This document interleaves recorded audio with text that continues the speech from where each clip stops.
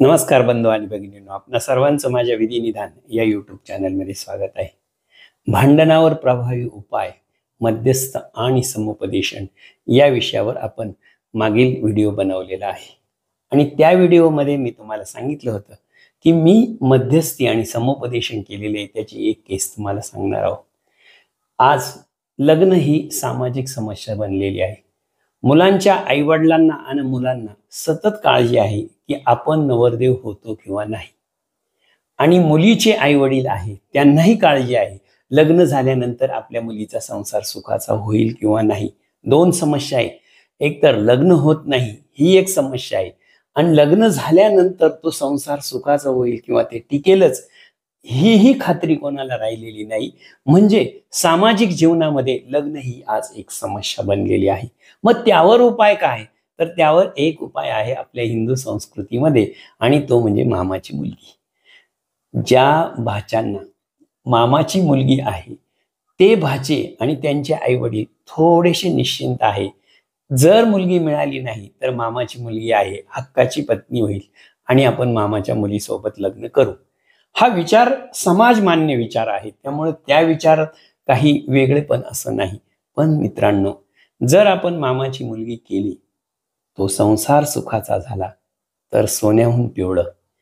जर मामाने मुलगी दिली आणि तो लग्न केलं, तो संसार जर सुखाचा झाला तर दुधात साखर पडल्यासारखं आहे. परंतु जर तुम्ही मामाची मुलगी केली आणि जर तुमच्यामध्ये वाद निर्माण झाला तर लक्षात ठेवा, दुधात मिठाचा खडा पडल्यासारखं तुमचं आयुष्य होऊन जातं. मी एक केस मध्यस्थ म्हणून आणि समुपदेशन करत आहे. 3 सिटिंग माझ्या झालेल्या आहेत. ती केस मी तुम्हाला सांगणार आहे म्हणजे तुम्हाला त्याची कल्पना येईल. 2002 मध्ये लग्न झालेलं आहे. मामाची मुलगी आणि आत्याचा मुलगा, आत्ते भाऊ आणि माम बहीण यांचं लग्न झालं. 2007 पर्यंत तो विवाह चांगला चालला. दरम्यानच्या काळामध्ये त्यांना एक मुलगा झाला आणि पुढे त्यांच्यामध्ये आपापसामध्ये मतभेद झाले. मतभेद इतके टोकाला पोहोचले की मुलगी माहेरी राहू लागली आणि इकडे मुलगा आई वडिलांसोबत राहू लागला. हळूहळू त्या मुलीनं आणि मुलीच्या वडिलांनी अन्न वस्त्रासाठी एक दावा दाखल केला कोर्टात आणि त्याची नोटीस याला आली. जेव्हा यांच्या घरी ती नोटीस पटवली, सामनेवाल्याच्या घरी नोटीस पाठवली, तेव्हा त्यानं बघितलं की आपली पत्नी आणि मुलगा हे कोर्टात गेलेले आपल्या विरुद्ध. तेव्हा यांनी मनाची तयारी केली की आता कोर्टामध्ये आपल्याला ही केस करायला पाहिजे. ह्या बहिणीनं लगेच भावाला वाटपाची नोटीस पाठवली. नीट लक्षात घ्या. आता तिकडे 3 भाऊ सक्के, म्हणजे त्या मुलीला 2 चुलते. आता बहिणीनं नोटीस पाठवली, ती काय फक्त त्या मुलीच्या बापाला पाठवली का? नाही, तीनही भावांना वाटपाची नोटीस पाठवली. त्या वाटपाच्या नोटिसीचा परिणाम असा झाला की ते जे 2 भाऊ होते ते 2 भाऊ याच्या विरोधात गेले. तुझ्यामुळे कोर्टामध्ये दावा झाला आणि तुझ्यामुळे बहिणीनं आम्हाला नोटीस पाठवली. म्हणजे बघा, तिकडे त्या घरामध्ये वितुष्ट आलं आणि भावाभावांमध्ये वैर सुरू झालं.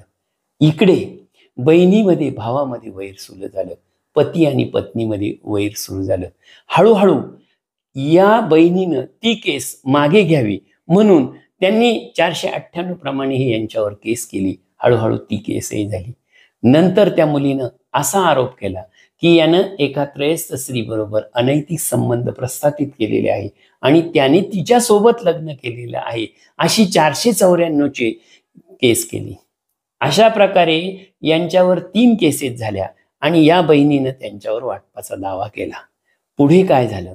या मुलानं 2 वर्षापासून माझी पत्नी माहेरी राहत आहे, तिच्यामध्ये आणि माझ्यामध्ये 2 वर्षापेक्षा जास्त काळापासून विभक्त राहत आहोत आम्ही. तिने मला शारीरिक मानसिक त्रास दिलेला आहे म्हणून फारकतीची केस कोर्टामध्ये दाखल केली.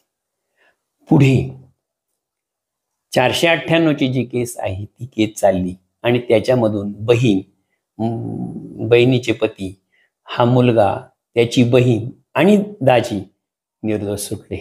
494 कोर्टामध्ये सिद्धच झाली नाही, तीही केस काढून टाकली. आणि आता अन्नवस्त्राची केस चालू आहे. त्या मुलीला 3000 रुपये अन्नवस्त्र मिळतं आणि त्या मुलासाठी 2,000 रुपये अन्न वस्त्र, असं 5,000 रुपये अन्न वस्त्र याला प्रत्येक महिन्याला द्यावं लागतं. आणि ही जी बहीण आहे याची आई, तिने त्यांच्या विरुद्ध विरुद्ध वाटपाचा दावा केलेला आहे.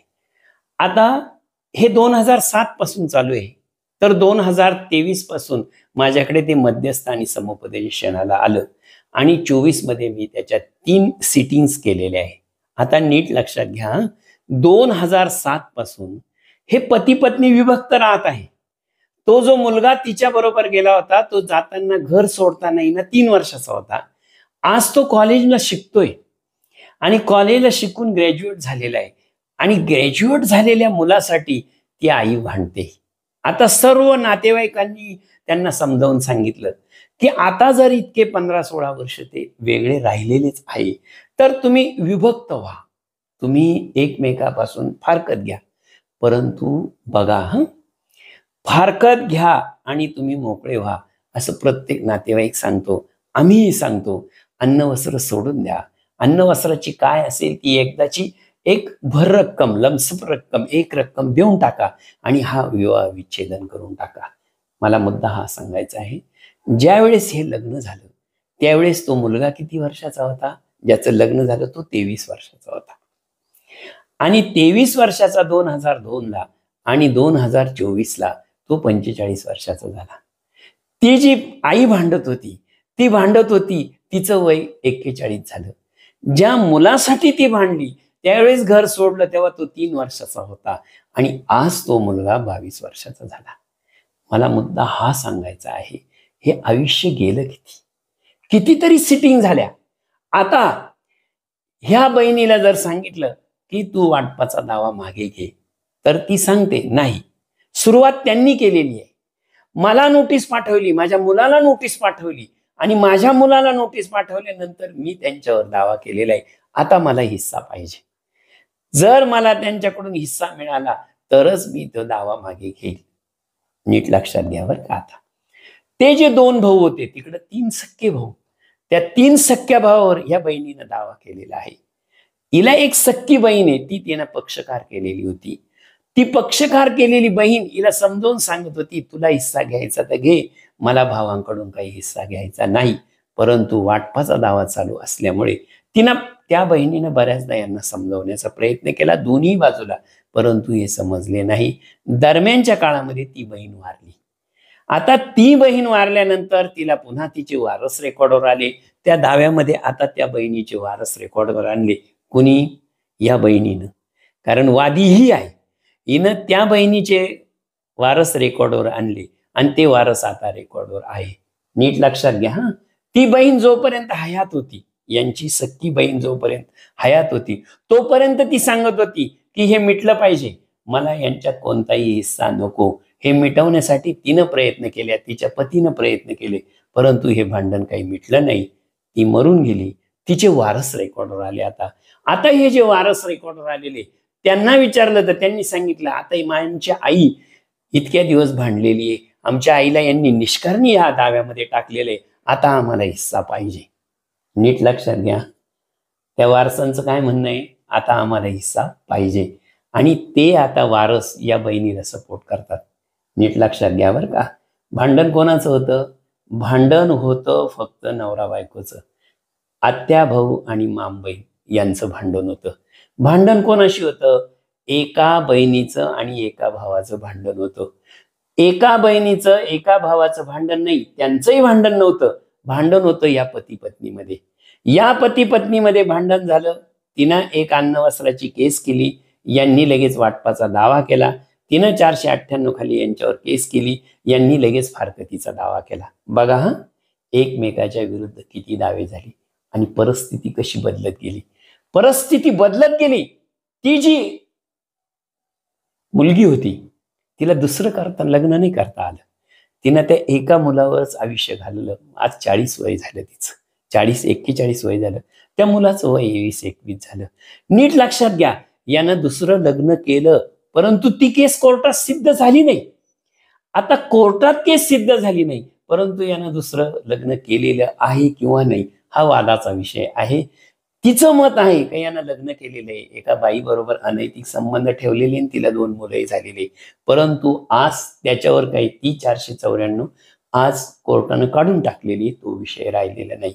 मुद्दा मला इथे हा सांगायचा आहे, भांडण मध्ये होतं? मूळ भांडण होतं फक्त पती आणि पत्नीमध्ये.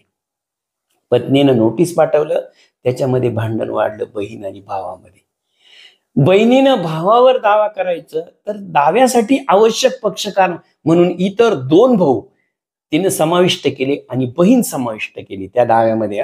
करावीच लागते. वाटपाचा दावा म्हटला की जितक्या एकत्र कुटुंबाच्या मिळकती आहे आणि जे हिस्सेदार आहेत त्यांना वाटपात समाविष्ट करावं लागतं. भांडण कुठच्या कुठं केलं? ते 2 भाऊ या भावाला दोष देतात, त्यांच्यामध्ये आता एकमेकात बोलणं होत नाही. ते भाऊ अक्षरशः याची पत्नी वारली, कोणाची? या मुलीची आई वारली, तर ते 2 भाऊ मौतीला सुद्धा आले नाही यांच्या, म्हणजे याच्या दशक्रिया मौतीमध्ये सुद्धा समाविष्ट झाले नाही. बघा भांडण कुठे चाललंय. आता ते 2 भाऊ आणि हा एक भाऊ, तिथे भाऊबंदी चालू आहे. इथे बहीण आणि भाऊ यांचा वाटपाचा दावा चालू आहे. एक बहीण मरून गेली, तिचे वारस रेकॉर्डवर आले, त्यांचा परत मामांचा वाद सुरू झालेला आहे. भांडण मिटवायचं कोणाकोणामध्ये भांडण मिटवायचं? काय समस्या आहे? समस्या काय आहे आणि काय मार्ग द्यायचा याच्यामधून? मी तुम्हाला सांगितलं होतं की मी तुम्हाला एक केस सांगणार आहे. व्यवहारामध्ये बघा, मामाची मुलगी ही तुमच्या हक्काची तुम्ही मुलगी समजता, पण लक्षात ठेवा, मामाची मुलगी केल्यानंतर ह्या सगळ्या कॉम्प्लिकेशन, या सगळ्या गुंतागुंत नशिबामध्ये येतात. मी असं म्हणत नाही की मामाची मुलगी केल्यानंतर या सर्व गोष्टी घडतात, नाही, हा अपवाद आहे. परंतु मामाची मुलगी केल्यानंतर एक फायदाही होतो की सर्व नातेवाईक आपले पूर्वपरिचित असतात, एकमेकाचे एकातले एक असतात, रक्तातले रक्त असतं. काही सांगतात की आपण एकाचे एक रक्ताचे रक्त आहे, आपले आतडे एकमेकात गुंतलेले, आणि ते भांडण वाढू देत नाही आणि तो संसार सुरळीत होतो. आणि जरी विकोपाला जात असेल तर तो संसार सुरळीत होतो. या उलट जर अपरिचित होते, नवीन संबंध केले, आपण एखाद्या ठिकाणी नवीन संबंध केले, पती पत्नी राहिले, त्यांचं जर नाही जमलं तर काय होतं? फार तर फारकतीचा दावा होतो, अन्न वस्त्राचा दावा होतो, मॅट्रिमोनियल म्हणजे वैवाहिक हक्कासाठी दावे होतात, आणि त्याच्यामध्ये समुपदेशन होतं, काहीतरी रक्कम ठरली जाते, त्या मुलीला रक्कम दिली जाते आणि फारकत होते. इतकं सोपं असतं. परंतु मामाची मुलगी करणं हे व्यवहारामध्ये फार सोपी गोष्ट आहे. परंतु मामाची मुलगी केल्यानंतर किती कॉम्प्लिकेशन्स वाढतात हे मामाची मुलगी केल्यानंतरच सांगतात. आता मी तुम्हाला 4 प्रश्न सांगतो आणि त्या 4 प्रश्नावर तुमच्याकडून उत्तर मागतो. नुसतं केस ऐकू नका. ही काही क्राईम स्टोरी नाही, टाइमपास म्हणून ऐकली आणि दिली सोडून, असं नाहीये. हा सामाजिक प्रश्न आहे. याच्यामध्ये समुपदेशन करायचंय, आपल्याला मध्यस्थी करायची. हे प्रॉब्लेम तुमच्या घरामध्ये, शेजारच्या घरामध्ये, आसपास कधीही तुम्हाला येऊ शकतो. तुम्ही यावर विचार करा. आता मी सांगतो. पहिला प्रश्न, भांडण त्या पती पत्नीमध्ये होतं, तिनं अन्न वस्त्राची केस केली आणि यानं आईला धरून वाटपाचा दावा केला. मला एक सांगा, त्या पती पत्नीसाठी तुमच्याकडे काय मार्ग आहे? या बहिणीनं भावांवर दावा केला आणि बहीण भावांच्या दाव्यामध्ये आवश्यक पक्षकार म्हणून ते 2 भाऊ आणि एक बहीण हिनं समाविष्ट केली. 2 भाऊ केल्यामुळे त्या भावामध्ये वाद सुरू झाला. त्या 2 भावांसाठी तुमच्याकडे काय उपाय आहे? ही जी बहीण होती ती हयात असताना सांगत होती की मला यातला कोणताही हिस्सा नको किंवा मला यातला हिस्सा नाही, मी घेणार नाही. परंतु ती वारल्यानंतर तिचे जे वारस रेकॉर्डवर आलेले आहे त्यांनी सांगितलं, आमची आई वारली, निष्कारणी या भांडणामध्ये तुमच्या ओढली गेली, आमच्या आईला दुःख झालं, म्हणून आम्हाला आता हिस्सा पाहिजे. नीट लक्षात घ्या, त्या वारसांना त्या मामांकडून हिस्सा पाहिजे. त्याच्यासाठी तुमच्याकडे काय उपाय आहे? तिसरा चौथा उपाय, ज्यावेळेस हे दोघं वेगळे झाले त्यावेळेस याचं वय किती होतं आणि तिचं वय किती होतं? याचं वय 27 आणि तिचं वय होतं 23. तो मुलगा होता 3 वर्षाचा. आज तिचं वय झालेले 40-41, त्याचं 45च्या दरम्यान, आणि तो मुलं आहे 21च्या दरम्यान. मुद्दा हा आहे का त्या तिघांचं भविष्य काय? त्या तिघांचं भविष्य उज्ज्वल करण्यासाठी जर तुम्ही मध्यस्थ असाल तर तुमच्याकडे काय पर्याय? जरूर सांगा. या तिघांच्या पुढच्या भविष्यासाठी ह्या सर्वांची याची गुंतागुंत मी तुमच्या पुढे मांडलेली आहे। मग आता विचार करा, समुपदेशन करण्यासाठी मामाच्या मुलीशी लग्न करणं योग्य आहे का? मग समुपदेशन आणि मध्यस्थी करणं ही किती कठीण गोष्ट आहे। ज्यावेळेस मामाच्या मुलीशी लग्न होतं आणि मामाच्या मुलीशी लग्न झाल्यानंतर ज्यावेळेस तिथे वाद उपस्थित होतो आणि प्रकरण विकोपाला जातं, तेव्हा हे सगळं प्रकरण घडत असतं। मी ही स्टोरी बंद नाही करत, मी ही स्टोरी तुम्हाला सांगितली म्हणजे ही काही एक मनोरंजन कथा नाहीये, हा सामाजिक प्रश्न आहे। याच्यावर पुन्हा पुन्हा विचार करा आणि व्यक्त व्हा, मत मांडा। तुम्ही या केस मधले मध्यस्थ आहे असं समजा आणि तुम्हाला याबद्दल काय वाटतं ते मला जरूर कळवा। आपण पुन्हा याच्यावर एक सिटिंग घेऊ, कारण आम्ही मध्यस्थ आणि समुपदेशन करताना एका एका केसचे 5-5, 7-7 सिटिंग घेतो, तेव्हा कुठंतरी मार्ग निघतो। 3 सिटिंग माझे झालेले, मार्ग मी बरेच काढलेले, पण मला तुमच्याकडून अपेक्षा आहे। मी तुम्हाला काहीतरी माहिती देतो ना, मला तुमच्याकडून काहीतरी माहिती मिळावी ही अपेक्षा आहे। मी तुम्हाला आज एक समुपदेशनाची केस तुमच्या पुढे मांडण्याचा प्रयत्न केलेला आहे आणि या केसमधून तुमच्याकडून मी मध्यस्थाची भूमिका करण्यासाठी किंवा काहीतरी उपाय सुचवण्यासाठी मी तुम्हाला आवाहन केलेले आहे। माझ्या अल्पबुद्धीने तुम्हाला सांगण्याचा प्रयत्न केलेला आहे, परंतु तुम्ही तुमच्या सामाजिक आणि प्रगल्भ बुद्धीने काहीतरी पर्याय काढा आणि व्यक्त व्हा, मध्यस्थाची भूमिका चांगली करा। मी पुन्हा तुम्हाला एक विनंती करतो की हा जो माझी केस सांगितलेली याच्यावर विचार करा। जर तुम्ही विचाराला चालना दिली तर लक्षात ठेवा, एक विचार तुमचा समाजातले विचार बदलवू शकतो। अशाच समाजातल्या विचार बदलवण्यासाठी आणि समाजामध्ये सुधारणा करण्यासाठी आपला हा अतिशय छोटासा अल्प प्रयत्न आहे। पुन्हा तुम्हाला सर्वांना एक वार विनंती, जर माझा हा व्हिडिओ आवडला असेल तर लाईक करा, शेअर करा, सबस्क्राईब करा आणि हो, कमेंट करा। व्यक्त व्हा, तुमचे विचार मांडा। त्या विचारातून एक नवीन विचार येऊ शकतो आणि कोणाच्या मुखातून काय येईल किंवा कोणाच्या बुद्धीतून काय येईल हे सांगता येत नाही आणि कोणाच्या विचारातून मध्यस्थाची भूमिका योग्य होईल हे सांगता येत नाही। त्यामुळे तुम्ही व्यक्त व्हा। पुन्हा सर्वांना आग्रहाची विनंती, लाईक करा, शेअर करा, सबस्क्राईब करा। पुन्हा भेटू पुढच्या व्हिडिओमध्ये। धन्यवाद।